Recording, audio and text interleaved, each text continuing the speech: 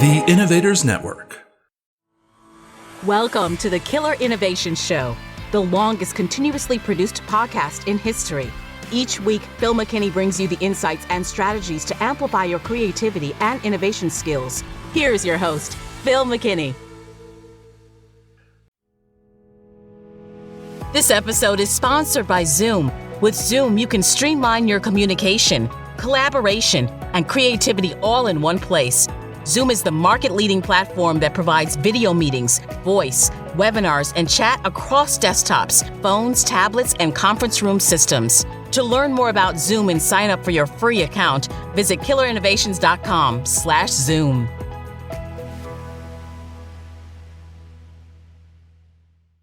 Well, this trip, we are in the bus getting ready for the launch of Tech Expo. We are in Atlanta. I've actually suckered one of my best friends to help me out because he happens to live here in Atlanta. Benefit is he's retired, so I could tap him. But Harry and I have known each other, 25 years now, I'm guessing. At least, yeah. At least. Harry and I did a bunch of big projects in the telecom arena, including the launch of OmniPoint in New York City, the first GSM carrier in the U.S., to the launch of Teligent, the fixed wireless CLEC in the late 90s. Harry's ex-HP, ex-Ericsson. Ex-DEC, if you want to go back that far. If you want to go back that far, the old DEC before it was acquired by HP. But Harry and I have jointly always had interesting conversations around technology and innovation, and particularly in creativity and how do you take an idea and make it real.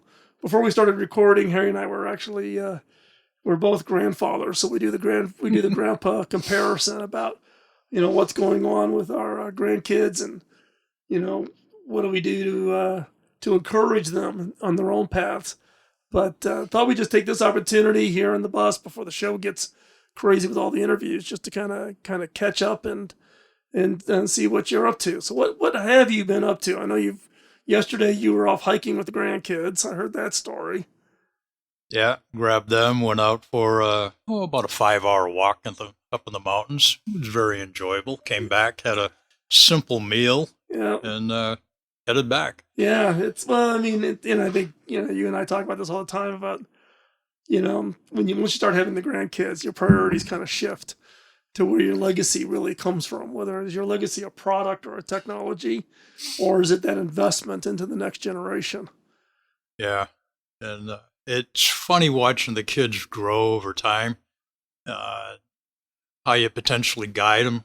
It's like we were kind of joking around and says, what's a grandfather or a grampy supposed to do? The kids would come back, oh, you're supposed to spoil us.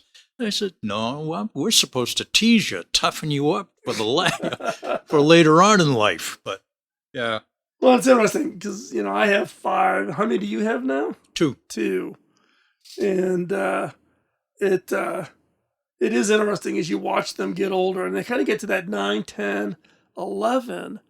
And I don't think my parents saw this in me when I was growing up, but I see it in my grandkids. They get to that kind of 9, 10, 11 kind of cusp right there. And you just see this burst of ideas and creativity and want to go do things and experiment. And I've talked about this many times before about the challenge of today's society, technology, tablets, online schooling, where we just kind of like shut down that curiosity to where they just consume rather than create. And, for me, I'm trying to do as much as I can to encourage that curiosity. But it's hard to do when you're competing against all the distractions. The technology, world. Yeah, well, you see the heads down on a phone. I mean, my grandkids think I'm the biggest ogre in the world because what I've done is I've become almost a nutcase about keeping them off of social media. So I actually, with my kids, I'll pay for things like their mobile phones, etc., as long as they do not allow the grandkids to be on social media specifically. there's more than enough time for that later in life. This time when they're bubbling with these new ideas and this creativity and want to go invent, now's the time for them not to be laying on the couch or watching YouTube videos all day long. It's about being outside. Yeah, and it's about what they do with the technology, whether it's watching and reacting or just watching brain dead or getting involved with learning. The thing is, how do you make learning through technology fun? Well, it's like, so Juliet, my granddaughter, she's, let's see, she's number 3 of the 5. And she lives up in Washington. And she has created her own YouTube channel. And she does her own YouTube videos. And she streams when she's playing Fortnite or Roblox, right? But I've been encouraging her not to just do streaming of the gaming. What other things she could do on her YouTube channel? So I've been helping her with her YouTube channel, and actually for her birthday, the only thing she wanted was studio lights for her bedroom so she could have good lighting, good tripod, all those kinds. And I'm like, okay, here, let's go. Come on, I'll get that for you. Let's create, invent, share. Versus you just don't be a consumer, be a creator. That's my mantra. Yeah, and the other point is that, the technology like all this is here, but my oldest granddaughter will actually work with clay. Yeah. So it's how do you get involved with the physical aspects of it and develop those motor skills and those creativity skills of just using something very simple and creating something from it. So that, it's kind of another way of looking at, okay, technology brings you down one path, but your physical creativity with stuff. Well, it's like kind of what we were talking about, the little rascals. Yeah. Going to the dump and collecting a bunch of stuff and making a card out of it. Yeah. Well, or, how many kids and their fathers teach them how to change the oil in the car and how to rebuild an engine and, all those kinds of things. In my case, like Liam, he's the oldest of the boys. He's number 2 of the 5. Lives in Colorado, lives fairly close. 3 years ago, he asked for a Glowforge Pro laser cutter. And so my wife and I talked about it, and we're kind of like, yeah, okay. He didn't have any, I had never had anything like that, so you're never quite sure, is this just a passing fancy, or is he really going to get into it? Oh my gosh, I've created a monster. This kid is like a whiz at this. And he has his own business now. He's got his own website. He sells online. He'll do custom designs. I don't think you can't see it on the video, but the Innovators Network is cut acrylic, multicolor cut acrylic that he did on his Glowforge for the bus here. It's kind of a little bit of a thank you to me. The joke is I've been trying to teach him how to calculate profit, right? So sitting down with him, I'm like, so how much did the supplies cost you, for the acrylic and that kind of stuff? And he looks at me and he goes, 0. I go, how does the supplies cost you 0? And he goes, oh, Papa, you pay for it all. You may not know about it, but your credit card's buying all my acrylic for my business, right? Which I thought was hilarious that he's at least aware of it. But he is so creative. And then I've got, some of the Olivia, very creative artist, drawer type of, and I mean, every one of the grandkids has a different skill set. Yeah.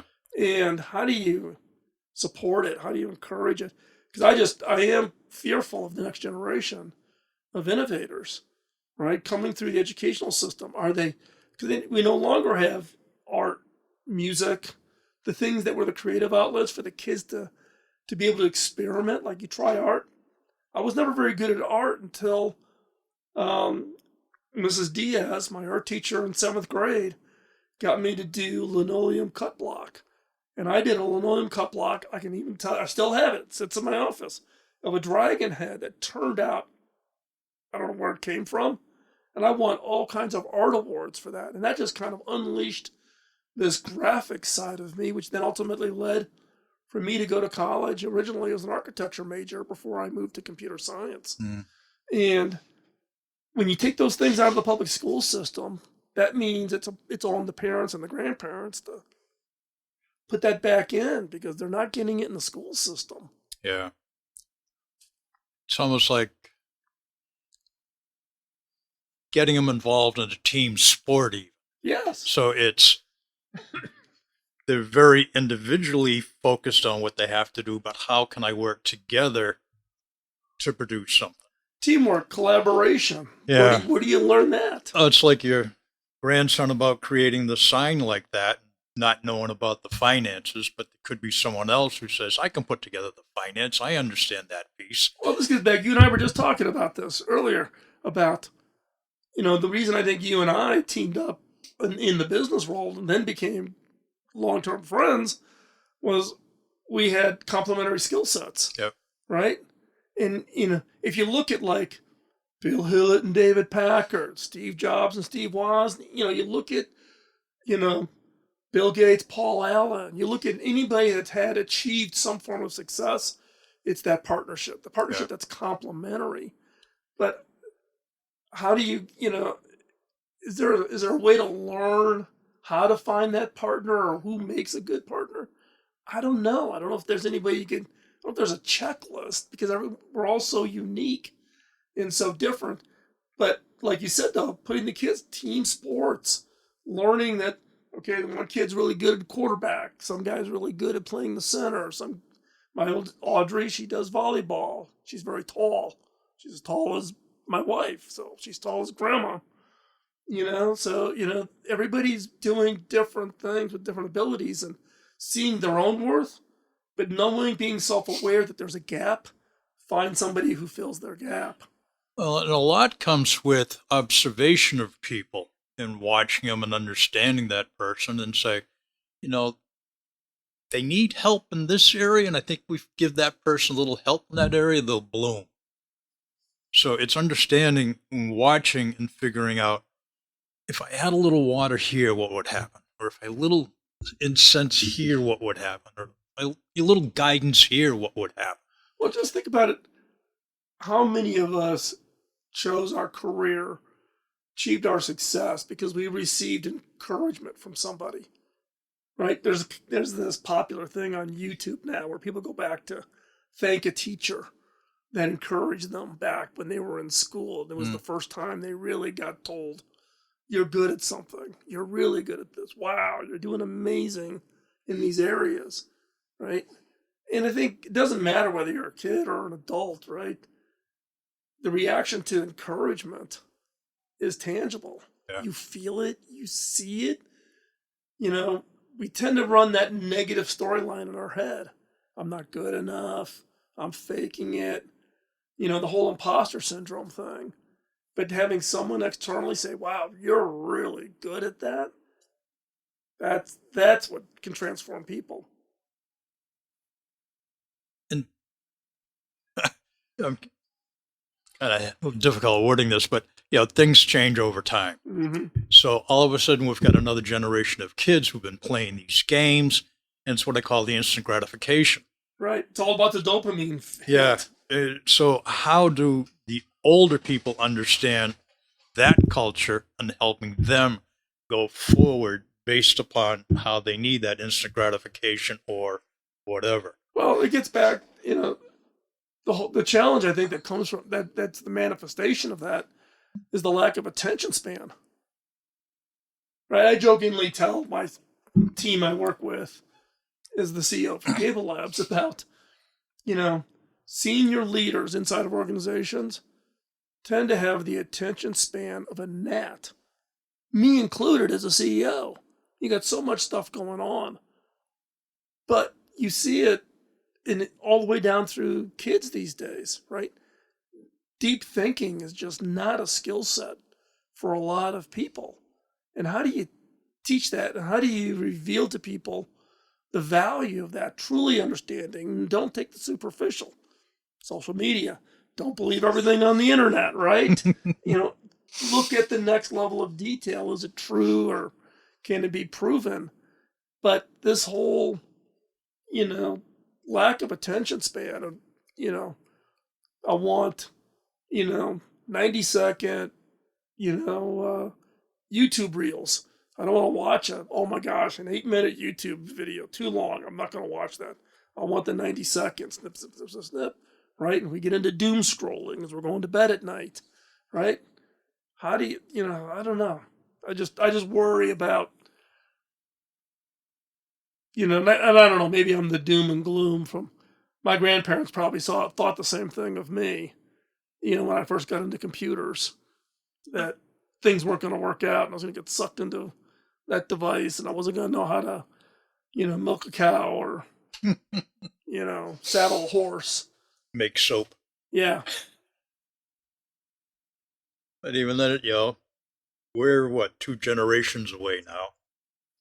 We grew up with a set of values, different set of values growing up. There are different ways of solving problems based upon technology and knowledge and all that. Well, there was a number of years ago, I started a little bit of work, and I published, there's a couple of YouTube videos I published way back then about creative grandkids. And what could aunts, uncles, and grandparents do to actually encourage the creativity of their kids? Didn't really go anywhere. It got a little bit of a reaction, but it really didn't kick off anything. But you are seeing it more and more. Like I go to 4-H to support Liam and Olivia, and they're very active in 4-H in Colorado, and I get queried by their parents or their grandparents about what could they do to encourage the creativity of their grandkids or their kids. I think it's no longer the school systems. It's really the parents, aunts, uncles, grandparents, adults who have the ability to influence the next generation. Yeah. That's where that encouragement has to come from. You mentioned something about innovation, but there's also problem solving. Yeah. So I was watching my daughter with her kids the other day, and they love climbing trees. And she says, remember, you climb up, you climb down. Your problem. So my youngest went up to a tree, and she's looking at it. She says, Grandpa, you need to help me up to this tree. And I said, no. She said, well, I can't get up this way. I said, well, step back and take a bigger picture of it. Bigger view. She steps back. And I said, not only step back, but walk around. She starts walking around. She goes, oh. She found a way to get up the tree from the backside. And then up she went and down she came. So it's teaching them to step back and then maybe take a different approach. Well, and also experiment. And if you fail, short of you like really hurting yourself. Yeah. Right. But failure is not a negative. For some reason, we've gotten this thought in our head where we can't let our kids fail. They only have to experience success, and that does not prepare for problem solving or innovation. Right. Because innovation, you're gonna fail. Yeah. You're gonna fail. Better fail 9 out of 10 times. Yeah. If you're not failing 9 out of 10 times, then you're not trying hard enough. Yeah. Yeah. The problem is with today's businesses, if you fail at something, that is treated as sometimes an extreme negative, which will then mean I'm not going to try again. Right. And that's where a lot of organizations who say they want to be innovation driven, but their actions say something completely differently. They're not focused on innovation. And potentially this innovation will come to them and they'll say, but I'm making a pie. Where does this fit within my pie? And we're not doing pie here. We're actually doing bread this time. It's still something to eat. Think outside your pie box. Yeah. Well, and it gets interesting about the whole issue of experiencing failure. Someone was asking me just the other day about, where did I learn leadership skills? I said, well, it wasn't in college. I never finished college. So that wasn't, Me too. Yeah, right. But the thing I credit my leadership skills and experience from was from Boy Scouts. Because Boy Scouts, so 11 to 18-year-olds, a good Boy Scout group is really run by the youth, not by the adults. The adults are only there to backstop it, but it's really run by the youth. You just have to set the meetings, they have to organize the campouts, they have to organize the procurement of the food, the assignment of tasks, all the things you would want to learn. Now, the benefit of Boy Scouts is you can fail and you're backstopped. But if you fail, it's not like, oh my gosh, you're going to screw your career up or, your perception or whatever. Every kid, every 14, 15-year-old kid planning a campout menu is going to screw up, right? But let me tell you, ask them when they're 40 what happened in Boy Scouts. They'll remember that screw up and what they learned from it and the fact that it wasn't negative. They learned that it wasn't negative, and they just learned and made it better the next time. Right. That's what we're missing in things like internships and mentoring programs. How do we give structured innovation approaches that don't come down like a hammer when someone screws up? And I think in some cases it comes from the top. It's the leaders who don't understand empathy when it comes to the innovation activities. Yeah. It's like, hey, did you ever screw up when you were this age? Yeah, so a lot of times. So I think programs like Boy Scouts, 4-H, other youth-driven, activities where the youth are truly the leadership brings huge value in preparing.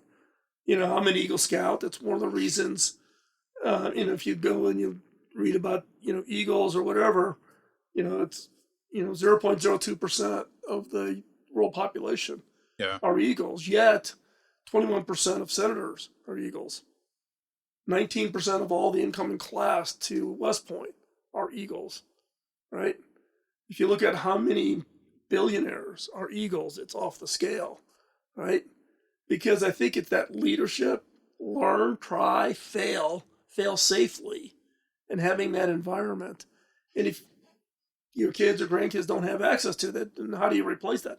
Replace it with your own activities. But, I think having that experience in a safe environment where it's not a critical thing, failing in the classroom these days is critical.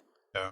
I didn't pass the test, right? So I got a bad grade, right? How do you create that? I don't, So, like I said, I was asked recently about what did I credit for my leadership learnings, and I would give a big chunk of that to the Boy Scouts. Yeah. With me, it was the Army. Yeah. So it was, I was lucky when I went in, the good NCOs were still from the old brown boot army, they called it. Yep. These are the guys who came out through World War I, Korea, and all that. So you learned a lot of good lessons from them. It's like they'd come in and they'd say, the colonel would say, take that hill.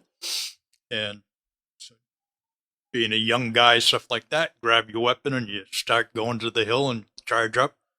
And the brown boot guys would say, what the hell do you think you're doing? Think you're in the Marines? You're in the Army. Sit down. Let's figure this out. Yeah. So they'd say, what do you know about the hill? Have you done any recon? Do you have any pictures of it? Do we know what's there?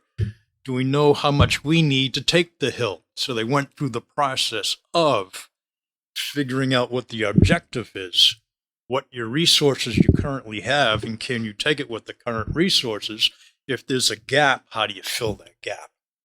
Well, not only that, I've always been impressed with guys that have come out of, like, particularly the Army, about the understanding of supply. You can't push a unit to go take the hill and not think about the secondary issues like, okay, are we going to have enough food up there to take care of them? Are we going to have enough ammunition to take, so they don't think about just the end result. It's everything to keep it a sustained effort over an extended period of time. And a lot of leaders, evident by what happened with COVID and all the screw-ups in supply chain, right? Yeah. If you don't think about that, you're not a leader. You haven't lived it. Supply chain to the Army is, it's a godsend. Yeah. If it's there, you're fantastic. If it's not there, you're screwed. Yeah. And they understand that. Yeah. It's not just about the people, but it's about you got to supply them. And it's also understanding the people. It's like Patton. He knew how to attack. He knew how to run campaigns. But if you asked him to defend a place, he was lost. He had no clue of how to do that.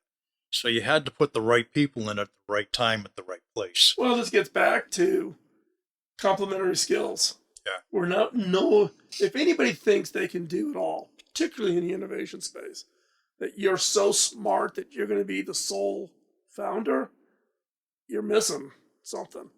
I mean, now I'm doing these mentoring programs on an app called Intro, right? So people can schedule a time with me and give them feedback. And one of my first questions on the first call on Intro is, who's your co-founder, right? And it forces self-awareness. Like, what's your strength? What's your co-founder's strength? What's your weakness? Are your co-founder's strengths complementary to your weakness? Right? Back to you and I, right? I think, why did we have such good success at OmniPoint, Intelligent, and all these other big programs? Because our skill sets are completely different. Yeah. Right? Yet completely complementary. Right?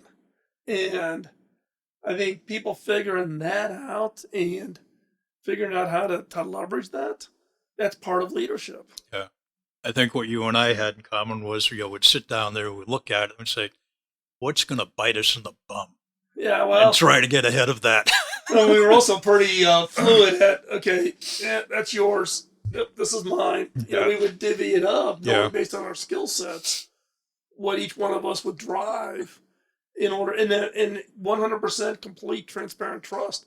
You didn't have to look over your shoulder. You knew the other person was going to deliver. Yeah, that was something we brought to the table that people had a hard time understanding when we first started it. It was, to give you a picture of it, we basically had meetings once or twice a week where we brought in the key staff, and it was a stand-up meeting. We had all the pertinent issues written on a whiteboard, and we used to review them. The goal there was to make sure everyone understood the big picture. The goal there was to understand if there was a problem, anyone in the room could bring the problem to the group. And once it's brought to the group, it's not their problem anymore. It's the group's problem to solve. Once we got that understanding of trust, the relationship seemed to change and everyone started trusting each other. Yep. And these are 20 or 30 different vendors at the same time working with each other. Well, not only that, take OmniPoint as a proof point. What was the average age of an employee at OmniPoint? Maybe early 30s? If that, yeah. If that, late 20s? I mean, this was a young, high risk, like off the scale, high risk, right? And in many cases, these kinds of projects where you're transforming an entire industry and an entire country, just for those of you who don't know, OmniPoint is what became T-Mobile. So today, if you have T-Mobile as your service, this was what we launched in New York under OmniPoint. T-Mobile was a major investor into that project. But those kinds of projects where you're basically birthing an industry and birthing a capability happens, if you're lucky, once in your entire career. And these people that signed on understood that. It was highly motivating, but when everybody's new, everybody there less than a year, they had not worked with each other before, yet could establish that kind of trust. That, I think, is what's missing in a lot of what goes on today. Everybody's so suspectful of everybody else. And there was another point to that, is that a lot of the people that came in were used to an operation ongoing that was already functioning. They weren't used to coming in and starting up an organization. It's like coming in and starting up a finance department, coming in and starting up a call center, coming in and starting up a billing center. So it was part of getting him to think of, how do you build something that you already know how to operate? Yeah, well, in this case, AT&T had been around for hundreds of years. Verizon had been, well, Verizon wasn't even around then. It was still Bell Atlantic, I think, at the time, right? Yep. So we still had Bell South. We had, the individuals. Those companies have all been around for hundreds of years. So you couldn't hire anybody that says, "Oh, hire the person who started the billing platforms at AT&T." They long dead. So you couldn't leverage history. You had to come in completely new, blank sheet, build from scratch. And it scares a lot of people when, I don't know how to do this. Well, guess what? Nobody else in the entire world knows how to do this. Right. We got to go figure this out. And oh, by the way, when you have to make a decision, it's usually with incomplete information. Oh, yeah. And the hardest thing we had at the time was getting people to make a decision without all that information. And the decision had to be made on that Friday. Come that Friday, I need more information. I said, you're not going to get any. Yeah. Take your best guess. Yep. And then execute and then correct. Right. And if later on it turns out it was the wrong decision, not a problem. We all make it. We'll back up, readdress it, and go forward. Yeah. And that's where we're saying, sometimes we're going to fail, but the thing is to make sure it's to identify the failure fast enough, you can roll it back. Well, this gets back to the whole issue of how do we encourage kids and grandkids and next generation of innovators to be comfortable with failure. What happens today a lot of times, if there's a failure, people try to hide it. Yeah. Oh my gosh, I can't. No. Or walk away in shame. Walk away, or they just self-select out. Yeah. People basically destroy themselves mentally. Oh, I failed. I let everybody down. I'm no good. And they exit out. Yeah. Because the key here is how do you, how do you encourage transparency? I don't know about you, but my grandkids are very transparent with me. They may not be as transparent with their parents, but they're very transparent to me. Because they know there's no repercussions if they tell me something. What is it the grandparents and the kids have in common? The common enemy? Yeah. So, yeah. But getting back to that decision process or, making the decision, when you're doing a startup like that, you have to make a decision and incomplete data. It has to be made because lack of a decision drives other issues and problems. Yep. But it's to help that person with the decision. Once the decision made, it's the group's charter to go forward with that, to support that decision. It's not just that one person standing alone. Well, it's really the focus on team. It's not the individual. Yeah. Right? I mean, for instance, if you go back to OmniPoint and you and I, in fact, you'll see Mark Trudeau's here this week, here in Atlanta. Right? And I see him all the time because he founded a company that's very active in the broadband, but he was part of the OmniPoint team. Lauren will be here. Right? Oh, so Susie too? I don't know if Susie will be here, but I know Mark. I met Mark and Lauren to see every September in New York at Diversity Week for our industry. But but if you ask Mark or Lauren, right, name the one person for OmniPoint that became T-Mobile. You can't, because there isn't one person. Probably the closest would be George. Yeah. George Schmidt, who actually created Monosmon in Germany. Yep. Right? So the very first European GSM operator before he became, but he's probably the highest profile. He's probably the closest. But even George wouldn't stand up and say he was the guy. The culture had to be, and this has to be the culture in any innovation effort. It's not about the individual. It's about the team. Yeah. And he understood that. Yes. Because again, it goes back to we're all unique, we're all different, we all come from backgrounds. But team also means you have an incredible amount of trust and self-awareness. What are you good at? What are you not good at? If you're in a jam, it isn't a negative to raise your hand and say, I need help. I've got this issue coming up, and I don't know how to address it. So, Good times. Yep. Well, as we wrap it up, because we're already at 35 minutes on this. Oh, smokes. So it goes by fast, I'm telling you. So, hey, Harry, thanks a lot for stopping by and agreeing to sit in the chair and have this conversation. We'll see what the response is, but it gives you, the listener, a little bit of an insight in just the casual conversation, a little bit of the history that some of you have asked about. So I thought doing it with Harry, since Harry's known me longer than just about everybody. And again, Harry, thanks a lot for taking the time. Anytime. Sure thing. So with that, we will wrap this up. Don't forget to hit the subscribe button. And we'll be back next week with another episode. Catch you later. Bye-bye. Podcasting nonstop since 2005, this has been the Killer Innovation Show on the Innovators Network. This show is distributed by the Innovators Network.